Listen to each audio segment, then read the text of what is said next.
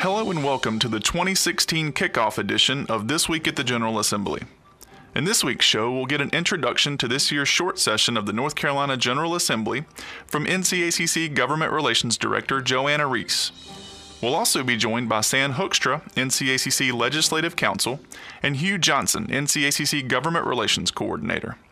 Remember that you can find more information on any of the items we discuss here by visiting www.ncacc.org. The first day of the legislative session opened with the atmosphere affected by several large protest groups, both at the legislature and the state capitol. The participants were either supporting or opposing the passage of House Bill 2 during a special legislative session in March. While the protests took a lot of the attention on day one, things seem to have returned more to business as usual for the rest of this first week. While there are limits on what legislation is eligible during a short session, bills are coming out of the study committees that met since the end of the long session, and local bills, ones that affect only a few counties or towns, have a May 10th introduction deadline. The House is working on its version of the 2017 budget, and those budget committees are meeting regularly to discuss what changes are needed. A final factor that will overlay everything in play this session is the fact that it's an election year, and not just any election year. In addition to state legislative races, we have very interesting governor and presidential races that will be part of the consideration of all decisions.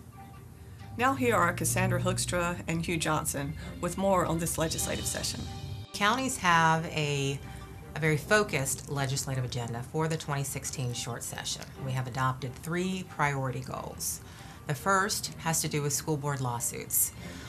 There is a statutory authorization allowing school boards to sue county commissioners over education funding. That has been a problem for a number of counties. There's one case in particular that's received a lot of attention. That's in Union County, where the verdict that was awarded by the jury was $91 million, about 10 times what was in dispute between the school board and the Board of County Commissioners. Counties are very concerned about this, and so it is one of our priority goals for the session. The second of the goals is to allow local option revenue sources for all counties. So where one county has the ability, say, to enact a transit tax pursuant to Article 43, to allow a county that may not have a need for transit to enact that tax, but for another purpose, say educational or general purpose. That is a goal we're working on this session, and there's some legislation that is currently eligible that may allow us to do that. The third is to deploy broadband in those communities that need it. Broadband has been referred to as high-speed internet or digital infrastructure.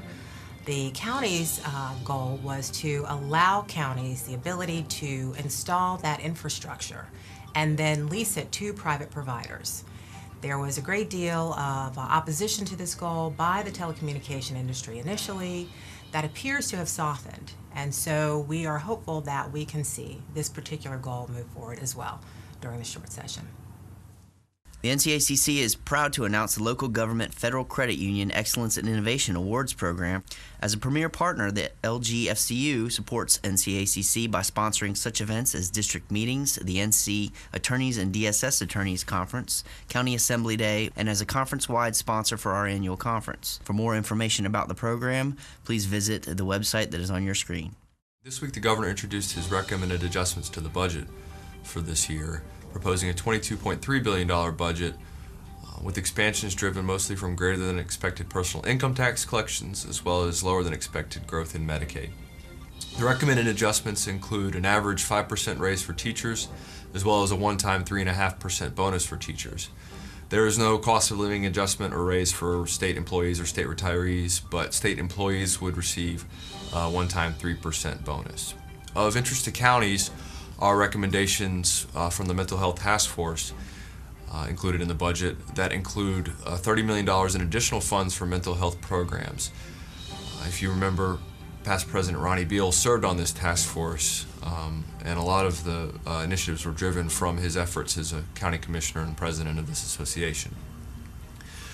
The additional funds would go to opioid abuse programs, transitional programs for people leaving ER facilities and jails, as well as diversion programs to keep patients out of ERs and jails.